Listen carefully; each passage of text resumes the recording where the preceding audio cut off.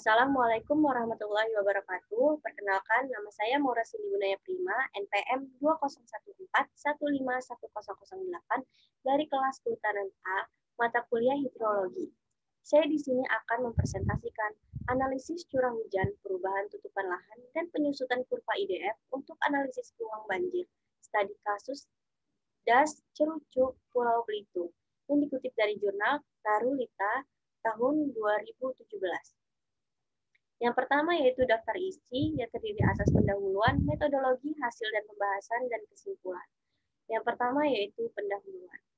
Secara geografis, Pulau Belitung terletak di sebelah timur Pulau Bangka dan Pulau Sumatera yang tidak langsung terbuka terhadap Samudra Hindia dan Samudra Pasifik. Akan tetapi pengaruh fenomena iklim global di Samudra Pasifik dan Indian cukup kuat. Kedua fenomena iklim global tersebut berdampak terhadap variasi curah hujan di Indonesia.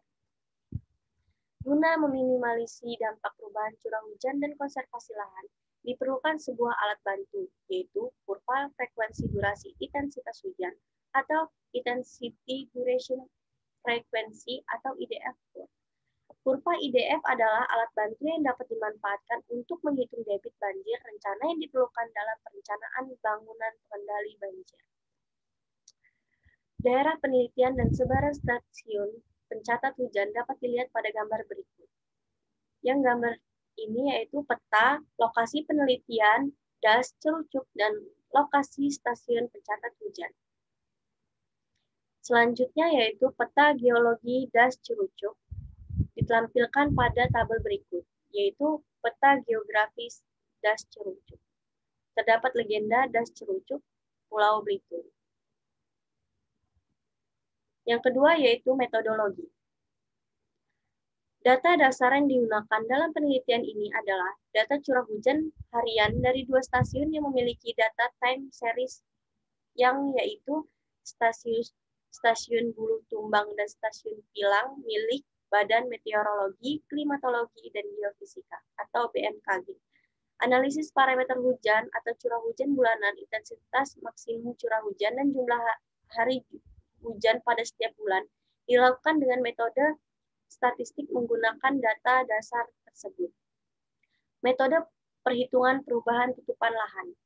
Pengaruh tutupan lahan terhadap fluktuasi luas aliran permukaan ditentukan melalui nilai curve number atau CN yang dipakai pada metode SCS. Semakin besar nilai indeks tutupan lahan menunjukkan tutupan lahannya semakin terbuka dan air hujan yang melimpas di atas tutupan lahan itu volumenya semakin besar. Nilai koefisiensi air larian setiap satuan lahan dapat dilihat pada tabel berikut, yaitu tabel nilai koefisien air larian setiap jenis satuan lahan yang terdiri atas tutupan lahan hujan, perkebunan, lahan kering, lahan basah, permukiman, dan air, dan pertambangan yang memiliki angka koefisien air larian sebagai berikut. Metode perhitungan kurva IDF. Yang pertama yaitu rumus mononobel yang digunakan adalah sebagai berikut. Terdapat rumus sebagai berikut, yang I sendiri merupakan intensitas hujan dengan satuan mm per jam, dan T adalah lamanya hujan per jam, R24 sama dengan curah hujan maksimum dalam satu hari atau 24 jam dengan satuan mm. Beberapa persamaan gumbel yang digunakan dalam tahap ini adalah sebagai berikut. Terdapat rumus seperti berikut, yaitu X adalah intensitas hujan berdasarkan durasi dan periode ulang tertentu dengan satuan mm per jam. Dan selanjutnya itu X, rata-rata hujan harian maksimum dalam satu seri data yang digunakan dengan satuan mm, sama dengan faktor frekuensi, merupakan fungsi dari peluang atau periode ulang, dan tipe mode tematik distribusi peluang yang digunakan untuk menganalisis peluang. Dan YTR sama dengan faktor reduksi variat, YN sama dengan nilai rata-rata variat Gumbel, SN sama dengan standar variasi Gumbel, dan TR adalah periode ulang hujan. Dalam penelitian ini, persamaan intensitas hujan yang digunakan adalah Talbot, Sherman, dan Isguro. Rumus ketiga persamaan intensitas yang digunakan dalam penelitian ini adalah sebagai berikut. Terdapat rumus Talbot, rumus Tillman, dan rumus Isguro. Yang I sendiri sama dengan intensitas hujan, T sama dengan durasi waktu, N sama dengan jumlah data, A, B, dan N sama dengan konstanta. 3 yaitu hasil dan pembahasan. Analisis intensitas hujan maksimum. Hasil pengolahan data intensitas hujan maksimum varian setiap bulan selama periode 1996 sampai dengan 2013 di stasiun Bulutumbang dan Pilang menunjukkan bahwa hujan harian maksimum cenderung meningkat dari tahun ke tahun. Yang disajikan tabel 3 berikut, yaitu pola peningkatan hujan harian maksimum di stasiun Bulutumbang A dan stasiun Pilang B. Data Cerucuk Kabupaten Belitung kurun waktu 1996 sampai dengan 2003. Dari tabel di atas, dapat diketahui bahwa untuk das cerucuk, kedalaman air tanah pada umumnya hanya 2 sampai dengan 5 meter, pada daerah aluvium bisa sampai 15 sampai dengan 20 meter, tapi dengan luasan yang sangat sempit di dekat pantai. Dengan demikian, dalam waktu singkat, air hujan cenderung mengalir ke atas permukaan tanah, kemudian akan mengalir cepat ke laut, atau tertampung ke dalam sistem drainasi yang tersedia. Analisis perubahan tutupan lahan. Perubahan tutupan lahan antara tahun 1994, 2002, dan 2013 di daerah aliran Sungai Cerucuk, Kabupaten Belitung dapat dilihat pada tabel 4 berikut. Tabel 4 itu disajikan perubahan tutupan lahan di das Cerucuk. Dari tahun 1994, 2013, dan 2002. Analisis perubahan tutupan lahan. Peningkatan hujan maksimum harian dan jumlah harian hujan sekecil apapun di das Cerucuk berpotensi menyebabkan bencana banjir. Karena geologis di das Cerucuk didominasi oleh batuan granit yang kedap air, seperti disajikan tabel berikut.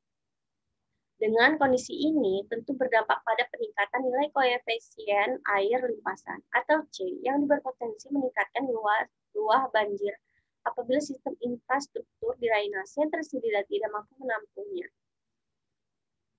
Yang selanjutnya itu dengan mengalihkan perubahan tutupan lahan pada tabel 2 dengan nilai faktor koefisien air larian pada tabel 1 diperoleh indeks tutupan lahan yang ditampilkan pada tabel 5 berikut. Indeks tutupan lahan das Cerucuk Kabupaten Belitung tahun 1994 sampai dengan 2013. Pada gambar 5 tersebut terlihat bahwa nilai indeks tutupan lahan semakin meningkat seiring waktu. Ini menunjukkan bahwa lahan terbangun dan lahan terbuka meningkat yang berpotensi meningkatkan jumlah limpasan. Analisis perubahan tutupan lahan. Berdasarkan kurva Intensity Duration Frequency atau IDF, terlihat bahwa intensitas hujan tertinggi berlangsung dengan durasi pendek. Terdapat tabel 3, tabel 4, dan tabel 5. Yang tabel 3 yaitu nilai intensitas hujan X dengan durasi dan periode ulang tertentu berdasarkan analisis data di stasiun Bulutumbang pada tahun 1997 sampai dengan 2003. Dan tabel 4 yaitu nilai intensitas hujan X dengan durasi dan periode ulang tertentu berdasarkan analisis data di stasiun Pilang pada tahun 1996 sampai dengan 2003. Dan tabel 5 yaitu nilai intensitas hujan berdasarkan durasi dan periode ulang tertentu. Disajikan tabel 6 juga yaitu yang berisikan kurva frekuensi durasi intensitas hujan berdasarkan persamaan Sherman. Dari tabel 5 dan tabel 6 terlihat bahwa intensitas hujan di stasiun Pilang relatif lebih tinggi daripada intensitas yang ditunjukkan oleh IDF dari stasiun Bulutumbang. Estimasi potensi peningkatan jumlah potensi air larian. Sebagai contoh estimasi volume air larian untuk periode ulang hujan 5 dan 10 tahunan dapat dilihat pada tabel 6 berikut. Tabel 6 yaitu analisis prediksi potensi banjir untuk PUH tertentu menggunakan indeks tutupan lahan tahun 2002 dan 2013. Disajikan data berikut, yaitu dari tabel tersebut terlihat bahwa semakin luas alih fungsi lahan menjadi lahan bangun, semakin besar volume air larian yang dihasilkan.